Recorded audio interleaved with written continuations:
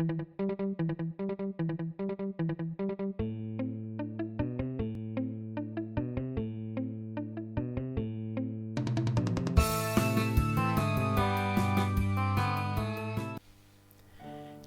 with the understanding of duality and polarity as the building blocks of this universe, let us look at the idea of manifesting and achieving goals and solving problems. Now, each time you set a new intention, you shift your attention and thus automatically change your point of attraction. Universal energy immediately begins to flow in that new direction, and this happens instantly. There is no time lag. This statement alone shows you that there is nothing that you have to do on your own. The universe is the one that is creating reality, literally behind your back, literally, in response to your intention. Your intention is driven by your beliefs, conscious or subconscious. And so your only job is to become aware of your beliefs, to drop beliefs that no longer serve you, and to adopt new beliefs that do. That is your job. It is not a doing job, it is a being job. Not to do, but to be. The universe does the big doing. The actions you take are not enough to create reality, my friend. They are simply gestures that allow you to experience reality. Actions do not have enough power to create, only to experience and to participate. The creative power is universal, and no amount of hard work or action can work against contrary beliefs that are by nature powered by universal energy. Doing means depending on your own limited physical effort to achieve results in your life, while allowing means letting the universe do the job, as it has always been the case. So, why do we struggle so much? We struggle because the ego mind cannot accept the fact that something else is in control of the results. The ego loves control, even if it is an illusion of control. It wants to take credit for everything and appear to be in charge. There is no need to know how things will work out in advance. There is absolutely no need. Simply change your focus. In case of solving problems, simply stop focusing on the problem and place your mind on a reality that assumes that the problem does not exist, and the universe will provide the where, when, how, why, and who to get you there. You don't need to figure things out yourself. You don't need to analyze problems endlessly, because that simply places endless attention on the problem and thus perpetuates it. Simply change focus. And when you do, also keep in mind that the universe will also bring to your attention anything and everything that is in the way of your desires and choices. So, for example, if you choose to be abundant and happy, but you believe that life is merciless and it is a dog-eat-dog world of scarcity, the universe will bring experiences that allow you to face those limiting beliefs head-on, so that you can recognize them. Once you recognize them, you will then be able to drop them, and then you can have your abundance and happiness. It is an incredibly intelligent and automatic system. The universe is a powerful stream and flow of energy. It is energy in motion. It doesn't stop. It never stops. And the only person who can direct this powerful stream of creative energy for you is you. There is no one else who can do it for you. No one else can focus for you. No one can vibrate for you. It sometimes is tempting to blame others, and we do it often. But the blame game only makes us weak, because it implies that we are powerless victims. No one can direct the universal infinite power stream for you except you. And because of this, there are literally no victims.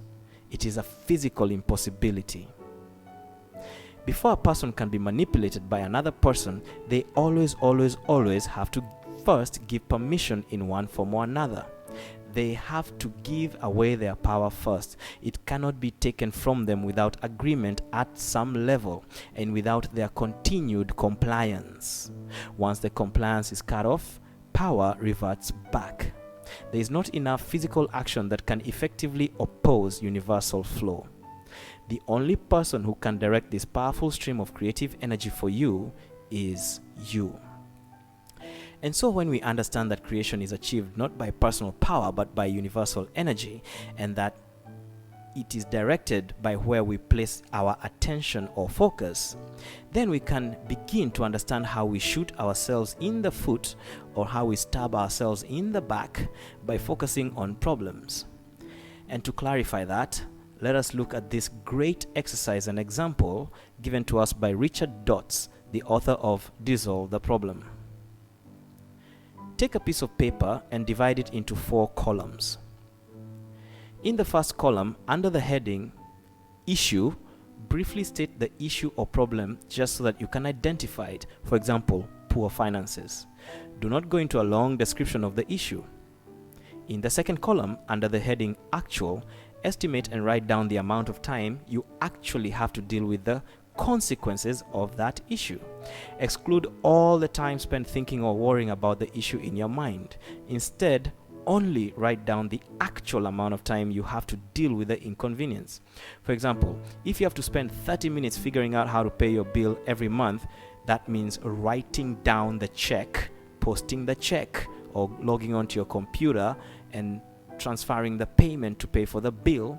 Then write down 30 minutes every month. In the third column, under the heading Free, write down the amount of time in which you're completely free from having to deal with the issue. In other words, not in your mind, but when you don't have to be writing checks or logging onto your computer to pay the bills. Okay? Now, you can write down these times in percentages if you find that easier. Finally, in the final column, the last column under the heading Now, write down the amount of time you currently devote to thinking or worrying about the problem.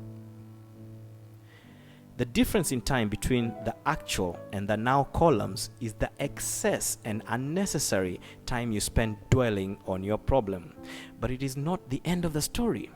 This excess time also represents the time and energy you unconsciously spend on perpetuating the problem, such that it becomes even harder to eliminate.